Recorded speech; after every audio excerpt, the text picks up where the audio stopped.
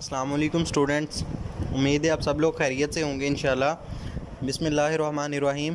Students, आज के lecture के अंदर जो है हम चैप्टर नंबर 15 होमियोस्टेसिस इसके कुछ टॉपिक्स जो है हम कवर करेंगे इंशाल्लाह। फर्स्टली हम देखेंगे ऑस्मो रेगुलेशन जो है वो क्या होती है। हमने लास्ट टॉपिक के अंदर भी ऑस्मो रेगुलेशन को पढ़ा था, ठीक है। आज भी हम इसके बारे में कुछ ब्रीफ सा इंट्रोडक्शन करेंगे, ठीक है। और उसके बाद जो है हम ऑस्मो रेगुलेशन इन प्लांट्स जो है वो उसको डिस्कस करेंगे, ठीक है। सो नेक्स्ट हम इस टॉपिक के अंदर जो है वाटर रिलेशंस ऑफ सेल जो है इस टॉपिक को भी हम कवर करेंगे इंशाल्लाह। एंड नेक्स्ट हम ऑस्मो रेगुलेशन इन प्लांट्स इस टॉपिक को डिस्कस करेंगे इंशाल्लाह, ठीक है। सो स्टार्ट करते हैं।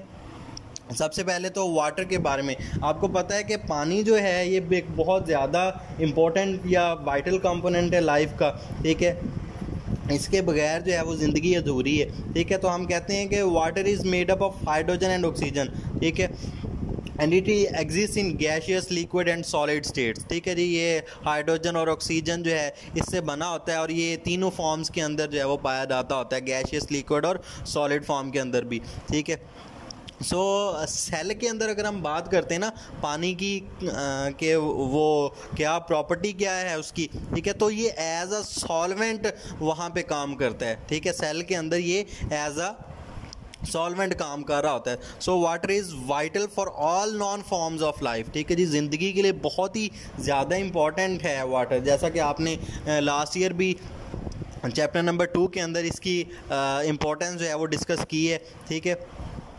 तो वाटर जो है ये बहुत ज़्यादा इम्पॉर्टेंट होता है लाइफ के लिए, ठीक है। अगरचे ये कैलोरीज़ नहीं देता, यानी हमें एनर्जी नहीं देता, या इसके अंदर कोई ऑर्गेनिक न्यूट्रिएंट्स मौजूद नहीं होते हैं, लेकिन फिर भी ये जो है इसके बगैर हमारी ज़िंदगी अधूरी ही है, ठीक है। उसके बाद हम नेक्स्ट टॉपिक है जी वाटर रिलेशंस ऑफ सेल, यानी सेल का जो है सेल के अंदर पानी के रिलेशंस क्या हैं, सेल के साथ किस तरह से जो है वो इंटरेक्ट करता है, ठीक है। तो अगर हम सेल की बात करते हैं ना तो हर सेल ने अपने लिहाज से वाटर और साल्ट्स की एक अमाउंट जो है वो अडॉप्ट की हुई है कि इतनी अमाउंट रखनी है हमने, ठीक है। यानी वाटर कंटेंट और साल्ट कंटेंट इतना होना चाहिए। तो हर सेल ने जो है वो अपने हिसाब से अडॉप्ट किया होता है एक डिफाइंड क्वांटिटी ऑफ वाटर को, ठीक है, कि इतनी क्वांटिटी होनी चाहिए वाटर की और उसके साथ जो है वो साल्ट्स यानी इतने के अमाउंट में मौजूद होने चाहिए, ठीक है। तो होम्योस्टेसिस को दोबारा से डिफाइन कर लेते हैं। हमने होम्योस्टेसिस भी यही देखी ना कि होम्योस्टेसिस एक वो कंडीशन है जो कि बॉडी को इक्विलिब्रियम के अंदर रखती है, ठीक है, बॉडी को मेंटेन रखती है एक नैरो रेंज के अंदर, ठीक है। उसको हम होम्योस्टेसिस बोल रहे थे, ठीक है। तो होम्योस्टेटिक मैकेनिज्म जो हैं यही वो चीज़ है जो कि कंसंट्रेशन ऑफ वाटर और साल्ट्स को मेंटेन करते हैं, ठीक है जी। यानी इन्हीं से जो है वो सेल्स अडॉप्ट करते हैं कंसंट्रेशन ऑफ वाटर और साल्ट्स के लिए। और स्पेसिफिकली अगर हम होम्योस्टेसिस की टाइप्स देखें तो उनके अंदर ऑस्मो रेगुलेशन वो टाइप है जो कि ये रेगुलेशन का काम करती है वाटर और साल्ट कंटेंट्स के, ठीक है। तो वाटर और साल्ट कंटेंट्स की मेंटेनेंस को हम बोलते हैं ऑस्मो रेगुलेशन, ठीक है जी।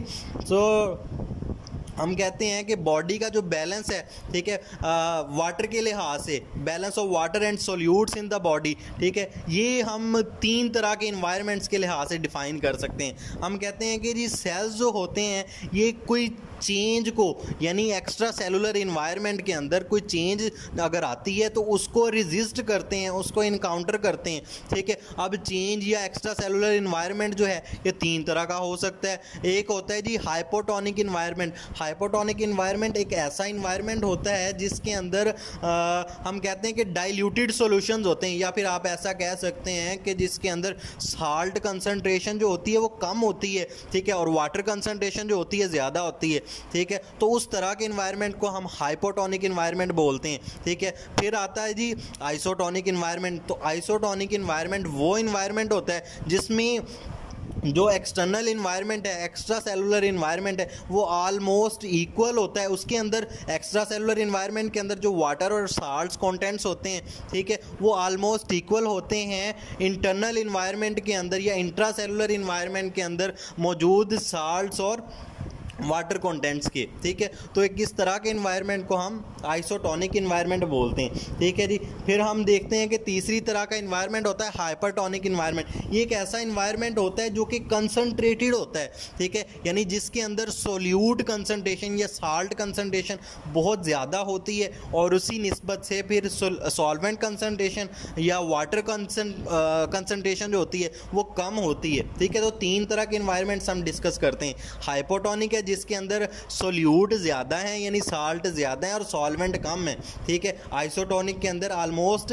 सेम अमाउंट में मौजूद होते हैं, ठीक है। और इसी तरह से हाइपरटोनिक के अंदर जो है वो सोल्यूट कंसनट्रेशन जो है वो ज़्यादा होती है और इसी तरह से सॉल्वेंट कंसनट्रेशन वो कम होती है। अच्छा, ये तो हो गई ना वाटर कंटेंट्स की बात, ठीक है। वाटर कंटेंट्स के लिहाज से या साल्ट्स या सोल्यूट्स के कंटेंट्स के लिहाज से जो है वो हमने इन्वायरमेंट को डिस्कस कर लिया। अब हमने बॉडी के साथ इनका बैलेंस देखना है, ठीक है। बॉडी के साथ ये किस तरह से बैलेंस जो है वो मेंटेन करते हैं, ठीक है, या बॉडी सेल्स जो होते हैं, हमारे सेल्स होते हैं, ठीक है, उनके साथ वो किस तरह से रिएक्ट कर रहे होते हैं। अगर किसी सेल को इस तरह का इन्वायरमेंट मिल जाता है तो वो क्या करता है, और इसी तरह से अगर किसी सेल को इस तरह का इन्वायरमेंट आइसोटोनिक मिलता है तो वो क्या करता है, और इसी तरह से अगर किसी सेल को हाइपरटोनिक इन्वायरमेंट मिलता है तो वो किस तरह से जो है वो रिएक्ट करता है, ठीक है। तो ये चीज़ हम डिस्कस करने जा रहे हैं, ठीक है। तो देखें, अगर किसी सेल को हाइपोटोनिक सोल्यूशन मिल जाता है, ठीक है, हाइपोटोनिक इन्वायरमेंट मिल जाता है, ठीक है, तो हम कहते हैं कि हाइपोटोनिक इन्वायरमेंट कौन सा था भला, जिसमें सोल्यूट कंसनट्रेशन होती थी कम, या फिर आप ऐसा कह सकते हैं कि सॉल्वेंट कंसंट्रेशन होती थी ज़्यादा, यानी पानी ज़्यादा होता था। अब सेल के अंदर पानी कम है, ठीक है, इन्वायरमेंट के अंदर, एक्स्ट्रा सेलुलर इन्वायरमेंट के अंदर पानी ज़्यादा है या सॉल्वेंट ज़्यादा है, तो जाहिर सी बात है पानी हमेशा क्या करता है, from high concentration to low concentration move करता है, ठीक है। तो सेल वो क्या करेगा, पानी एक्स्ट्रा सेलुलर इन्वायरमेंट से सेल के अंदर मूव करेगा, ठीक है, जिसकी वजह से सेल हो जाएगा टर्जिड, ठीक है जी।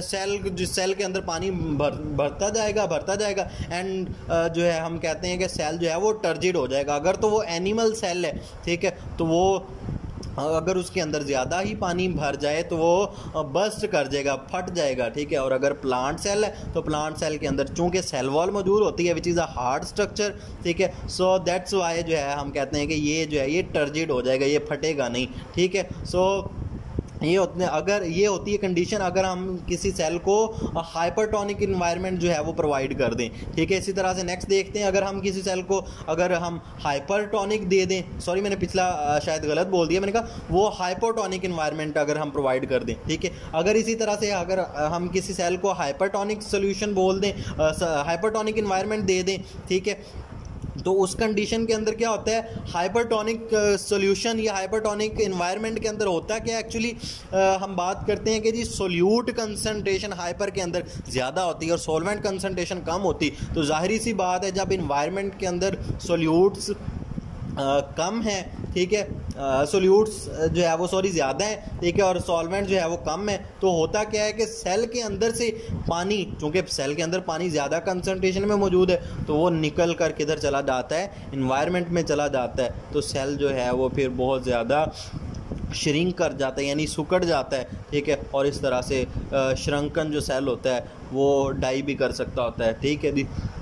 तो इसका मतलब है कि हाइपरटोनिक सॉल्यूशन अगर दिया जाए तो सेल जो है वो श्रिंक कर जाता है, ठीक हो गया। सो इसी तरह से अगर किसी सेल को आइसोटोनिक इन्वायरमेंट दे दिया जाए तो क्या होता है, तो होता ये है चूँकि isotonic environment almost equal amount के जो है वो वाटर और सोल्यूट कंटेंट्स रखता है, ठीक है जी, वाटर और साल्ट कंटेंट्स रखता है, इस वजह से जितना पानी सेल के अंदर एंटर करता है उतना ही पानी सेल के बाहर आ जाता है। तो बज़ाहिर हमें ऐसा ही लगता है कि कोई चेंज नहीं आ रही है, ठीक है जी। वो चेंज क्यों नहीं हमें नज़र आती है, क्योंकि जितना पानी सेल के अंदर एंटर कर रहा होता है उतना ही पानी सेल के बाहर जो है वो आ रहा होता है, ठीक है जी। सो यहाँ तक हमने जो है वो डिफरेंट तरह के वाटर जो है वो सेल को जो है वो डिफरेंट तरह का वाटर इन्वायरमेंट या फिर वाटर के लिहाज से जो है, इसी तरह से हम सेल वो सॉल्यूट्स की बात करते हैं ना, तो वो इन्वायरमेंट हमने देखा है डिफरेंट तरह का।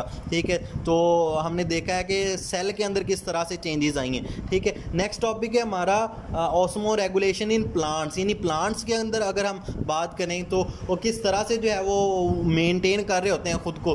ठीक है, तो इस लिहाज से जो है हमने डिफरेंट हैबिटेट्स होते हैं प्लांट्स को ना, डिफरेंट तरह के हैबिटेट्स मिलते हैं। मसलन कुछ प्लांट्स को जो है वो एक्वेटिक इन्वायरमेंट मिलता है, यानी आबी माहौल मिलता है, बहुत ज़्यादा अबंडेंट सप्लाई मिलती है वाटर की। ठीक है, किसी को मॉडरेट सप्लाई मिलती है और किसी को बहुत ही कम सप्लाई मिलती है वाटर की। ठीक है, तो इसी लिहाज से इनकी फिर कैटेगराइजेशंस होती हैं प्लांट्स की। ठीक है, कुछ प्लांट्स जो हैं हाइड्रोफाइट्स होते हैं, कुछ मीजोफाइट्स होते हैं एंड कुछ जो है वो जीरोफाइट्स होते हैं। ठीक है, तो हम एक एक करके इन सब को देखते हैं। सबसे पहले आते हैं जी हाइड्रोफाइट्स। अच्छा, हाइड्रो की टर्म जो है ना हम पानी के लिए इस्तेमाल कर रहे होते हैं एंड फाइट्स हम टर्म इस्तेमाल करते हैं प्लांट्स के लिए। ठीक है जी, तो ये सिंपली ऐसे प्लांट्स हैं, ठीक है, जो कि पार्टली या कंप्लीटली जो है वो पानी के अंदर पड़े होते हैं। ठीक है, इनको अबंडेंट सप्लाई मिल रही होती है। ठीक है, तो हम ऐसा कहते हैं कि hydrophytes are those plants which have abundant supply of water. ठीक है जी, इनके पास पानी की कमी नहीं होती। ठीक है, बहुत ज़्यादा पानी जो है वो मौजूद होता है। ठीक है, सो अब जाहिर सी बात है पानी की कमी का तो इनको सामना नहीं करना पड़ता। ठीक है, अब पानी ज़्यादा है इनके पास, तो इन्होंने कुछ ऐसे तरीके ज़िंदा रहने के लिए अडॉप्ट करने हैं जो कि पानी को ज़्यादा से ज़्यादा जो है वो अपनी बॉडी से निकाल सकें। ठीक है, so they have different sort of adaptations. ठीक है, तो वो अडॉप्टेशंस जो हैं हम देखते हैं कि hydrophytes have adaptations to remove the flooding of its cell in fresh water. ठीक है जी, फ्रेश वाटर के अंदर ये कुछ अडॉप्टेशंस जो हैं वो रखते हैं जो कि इनके सेल्स से जो है वो पानी को निकाल सके। ठीक है, सो मसलन इनकी जो सरफेस होती है, ठीक है, अपर सरफेस जो होती है इनका जो है वो सरफेस एरिया होता है वो ज़्यादा होता है। ठीक है, जितना जाहिर सी बात है कि जितना सरफेस एरिया ज़्यादा होगा, ठीक है, ट्रांसपायरेशन भी उतनी ज़्यादा होगी और जितनी ट्रांसपायरेशन ज़्यादा होगी वाटर लॉस भी उतना ही ज़्यादा होगा। तो इस तरह से इन्होंने एक अडॉप्टेशन तो ये होगी। ठीक है, इसी तरह से इनके जो स्टोमेटा हैं ये ज़्यादातर इनकी अपर सरफेस पे प्रेजेंट होते हैं। मिसाल के तौर पर ये आपको अगर नज़र आ रहा है, ठीक है, तो इसकी अपर सरफेस पे ज़्यादा स्टोमेटा प्रेजेंट होते हैं। अपर सरफेस से जाहिर सी बात है जब अपर सरफेस पे होंगे, ठीक है, तो ट्रांसपायरेशन के चांसेस फिर जो है वो बढ़ जाएंगे। ठीक है, तो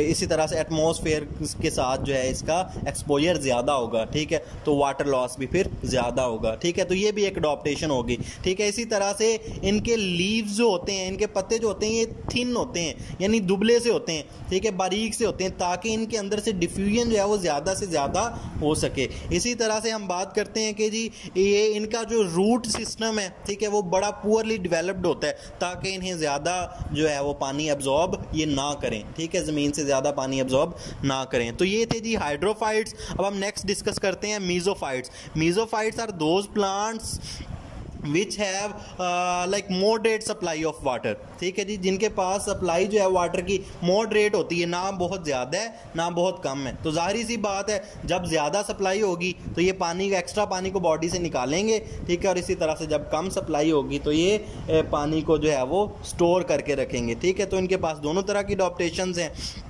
सही है जी। सो सफिशिएंट सप्लाई के अंदर ये क्या करते हैं, इनके स्टोमेटा जो है ये ओपन रहते हैं ताकि ज़्यादा से ज़्यादा वाटर लॉस हो। ठीक है, और जब सप्लाई कम हो जाती है, रिस्ट्रिक्टेड सप्लाई होती है, ठीक है, तो इनके स्टोमेटा बंद हो जाते हैं ताकि वाटर लॉस जो है वो कम हो सके। इनके मिसालों में हमारे पास आ जाते हैं ब्रासिका प्लांट्स आ जाते हैं। ठीक है जी, रोज़ आ जाता है और इसी तरह से मैंगो प्लांट्स आ जाते हैं। इसकी एग्जाम्पल नहीं लिखी है, ठीक है, हाइड्रोफाइट्स की। तो हाइड्रोफाइट की एग्जाम्पल होती है, फॉर एग्जाम्पल हम कह सकते हैं वाटर लिली जो है वो हाइड्रोफाइट्स की एग्जांपल है।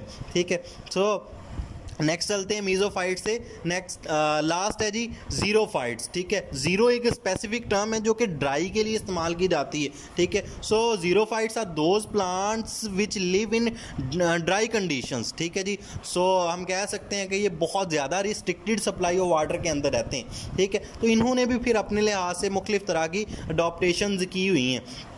ताकि जो है ये ज़मीन के ऊपर ज़िंदा रह सकें। ठीक है, सो मसलन इनके अंदर जो है अडॉप्टेशन है कि इनका रेट ऑफ ट्रांसपायरेशन जो होता है ये बहुत कम होता है। ठीक है, रेट ऑफ ट्रांसपायरेशन कम करने के लिए ये क्या करते हैं, एक तो अपने स्टोमेटा जो है ये कम रखते हैं। ठीक है, उसके बाद ये जो अपने लीव्स हैं ये ज़्यादा ब्रॉड नहीं करते, छोटे छोटे लीव्स रखते हैं। या फिर ये क्या करते हैं, बहुत ज़्यादा रिस्ट्रिक्टेड सप्लाई के अंदर अपने पत्तों को ही गिरा देते हैं ताकि स्टोमेटा जो है वो ख़त्म हो जाए। ठीक है, और फिर इसी तरह से लॉस ऑफ वाटर जो कि ट्रांसपायरेशन से होता है उसको जो है वो कम किया जा सके, ख़त्म किया जा सके। ठीक है, सो ये रेट ऑफ ट्रांसपायरेशन को कम रखते हैं। इसी तरह से मैंने आपको बताया कि इनके लीव्स जो होते हैं ये एक तो कम लीव्स रखते हैं, अपने लीव्स के ऊपर स्टोमेटा की तादाद कम रखते हैं, और उसके अलावा इनके लीव्स जो है थिक होते हैं। ठीक है जी, बहुत ज़्यादा थिक लीव्स होते हैं ताकि वाटर लॉस कम हो सके इनकी सरफेस एरिया से। ठीक हो गया, सो इसी तरह से इनकी सरफेस एरिया इन लीव्स के ऊपर जो है क्यूटिकल प्रेजेंट होती है। ठीक है, ये वैक्सी और लेदरी होती है। ठीक है, तो ये वाटर लॉस को जो है ये ट्रांसपायरेशन के रेट को जो है कम करती है, वाटर लॉस कम होता है। इसी तरह से इनके स्टोमेटा मैंने आपको बताया कि ये नीचे वाली पत्ते की नीचे वाली सतह के ऊपर ज़्यादातर प्रेजेंट होते हैं। ठीक है, और ये डिप्रेशन के अंदर पड़े होते हैं। ठीक है, यानी डीप पड़े होते हैं। ठीक है, जिसकी वजह से वाटर लॉस कम हो जाता है। ठीक है, इसी तरह से कुछ प्लांट्स जैसे कि कैक्टस का पौधा होता है। ठीक है, ये क्या करते हैं, अपने पत्तों को ही गिरा देते हैं ताकि जो है वो ट्रांसपायरेशन कंप्लीटली जो है वो रुक सके। ठीक है, सो इसी तरह से कुछ पौधे होते हैं ज़ीरोफाइट्स के अंदर, वो उन्होंने मसलन यही कैक्टस की बात करें ना तो ये स्टोर कर लेते हैं वाटर को। ठीक है, कुछ ऑर्गन्स के अंदर मसलन के सक्कुलेंट ऑर्गन्स कहा जाता है उन ऑर्गन्स को जिसमें जो है ये वाटर जो है उसको स्टोर कर लेते होते हैं। ठीक है, सो इसी तरह से ये लास्ट पे लिखा हुआ है कि जी रेनी सीज़न के अंदर ये क्या करते हैं, ये अपनी स्टेम के अंदर स्टोर कर लेते हैं वाटर को। ठीक है जी, ड्राई कंडीशंस के लिए। सही हो गया, सो इन ऑर्गन्स को जो ये स्टोर कर रहे होते हैं वाटर को, इन ऑर्गन्स को सक्कुलेंट ऑर्गन्स कहा जाता है। ठीक है जी स्टूडेंट्स, आज के लिए इतना ही काफ़ी है। तो लास्ट पे आप लोगों के लिए कुरान पाक की एक आयत रखी है। ठीक है, सूरह काफ की आयत नंबर 1 है। ठीक है, इसमें अल्लाह पाक ने फरमाया है कि तमाम तारीफ़ें उसी अल्लाह के लिए सज़ावार हैं। ठीक है जी, यानी दुनिया के अंदर जो कुछ भी है ना, चाहे ज़मीन है चाहे आसमान है, ठीक है जी, जो कुछ भी है वो सब की सब जो है वो अल्लाह ताला के होने का एहसास देती हैं। ठीक है जी, तो फिर इससे पता चलता है हमें कि तमाम की तमाम तारीफ़ें जो हैं वो अल्लाह ताला के लिए हैं। ठीक है, जिसने अपने बंदे पर कुरान उतारा। ठीक है, और कुरान जो है ये एक बहुत मौजे वाली किताब है। ठीक है जी, सबसे ज़्यादा पढ़ी जाने वाली किताब है। और इस किताब में हमने पहले एक दिन डिस्कस किया था कि इस किताब के अंदर कोई किसी किस्म का शक नहीं है। ठीक है, तो इसमें भी अल्लाह ताला ने फरमाया कि इसमें किसी किस्म का कोई भी कसर बाकी नहीं छोड़ी अल्लाह ताला ने। ठीक है, कोई भी किसी किस्म का शक नहीं छोड़ा। ठीक है जी स्टूडेंट्स, तो अगर आपको इस लेक्चर के अंदर कोई भी किसी भी तरह की कोई कन्फ्यूजन है तो आप लोग जो है वो पूछ सकते हैं। आज के लिए इतना ही काफ़ी है। नेक्स्ट लेक्चर के अंदर हम इंशाल्लाह ओस्मो रेगुलेशन इन एनिमल्स को स्टार्ट करेंगे। फिर हम देखेंगे कि osmo regulation in different environments कैसे होती है। ठीक हो गया स्टूडेंट्स, अल्लाह हाफिज़।